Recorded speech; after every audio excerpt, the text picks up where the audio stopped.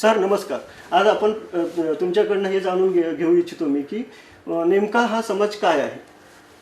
नमस्कार डेबे साहेब. खरं म्हणजे तुम्ही मला आज या ठिकाणी धनगर समाजाच्या विषयी बोलण्यासाठी बोलवलं त्याबद्दल मी आपला आभारी आहे. आपण तसं जर पाहिलं तर हा धनगर समाज हिमालयापासून अगदी ह्या संपूर्ण भारतामध्ये पसरलेला आहे. मेंढ्या चारणं हा त्याचा मुख्य व्यवसाय आहे. काही ठिकाणी लोकरीपासून रग बनवणं, घोंगड्या बनवणं असा व्यवसाय. आपण जर धनगर समाज आपण महाराष्ट्रामध्ये किंवा भारतामध्ये पाहिला तर वेगवेगळ्या ठिकाणी त्यांना वेगवेगळी नावं आढळून येतात. काही ठिकाणी त्यांना कुरुबा म्हटलं जातं, कुरुक म्हटलं जातं किंवा अन्य नावं आपल्याला भारतामध्ये आढळून येतात.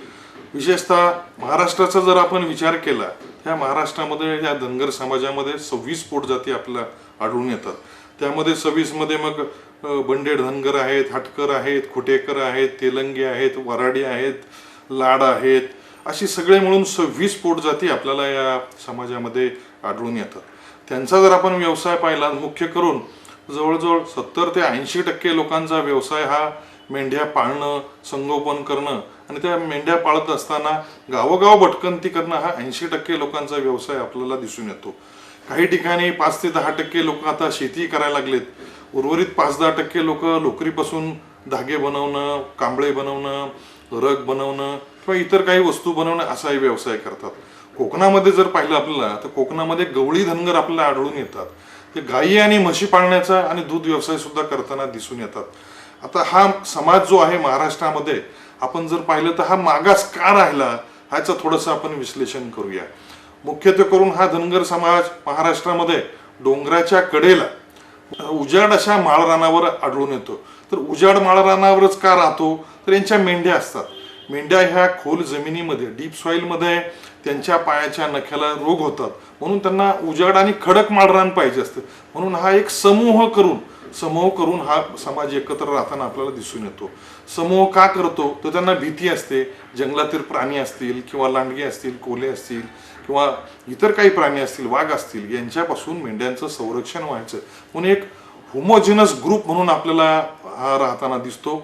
या त्यांच्या वस्तीला सुद्धा महाराष्ट्रामध्ये एक वेगळं नाव आहे, त्याला आपण धनगर वाडे म्हणून बघतो. तो वाडा जो आहे त्यांचा ते बाबळींच्या काट्यापासून तो बनवलेला असतो. छोटीशी झोपडीमध्ये राहतात ही मंडळी आणि रोज मेंढ्या चारण्याच्या निमित्तानं आज या गावात त्यांची मग सोबतमध्ये मुलं असतात, कोंबड्या असतात, घोडी असतात.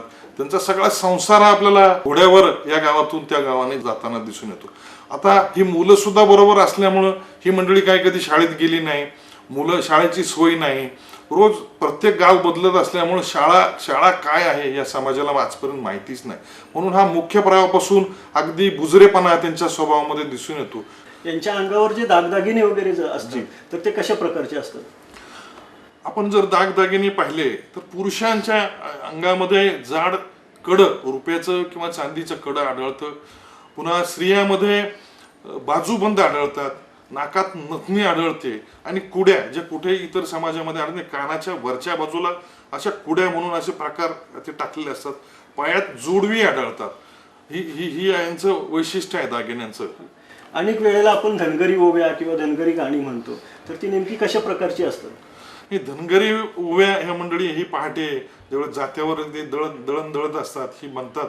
ते देवाचं नाव घेतात किंवा जी जुनी मंडळी आपली होऊन गेली त्यांचं त्या ओव्यामध्ये नाव घेतात.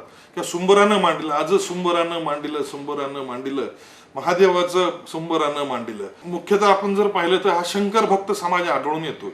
शंकर भक्त आणि वाघ जंगलातले वाघ असेल, वनस्पती, कारण वनस्पती सोबत हे जंगलात राहिल्यामुळं या वनस्पतीचं त्यांचं एक वेगळं नातं तयार झालं असतं. त्यामुळे वनस्पतीला हे देवदेवता म्हणतात. सौंदड आहे त्याच्यामध्ये, पिंपळ आहे, पिंपळाला ही कधीच मंडळी तोडत नाही. वड असेल तोडत नाहीत कधी. सौंदड असेल, लग्न प्रसंग असेल किंवा इतर असेल या प्रसंगाला सौंदड आणून ते पूजा करतात या मंडळी. अशा वनस्पती आणि यांचा जवळचा संबंध आहे. किंवा आपण जर आंबोळ घाटामध्ये जर गेलो तर ही मंडळी बरेचसे आयुर्वेद यांना माहीत आहे.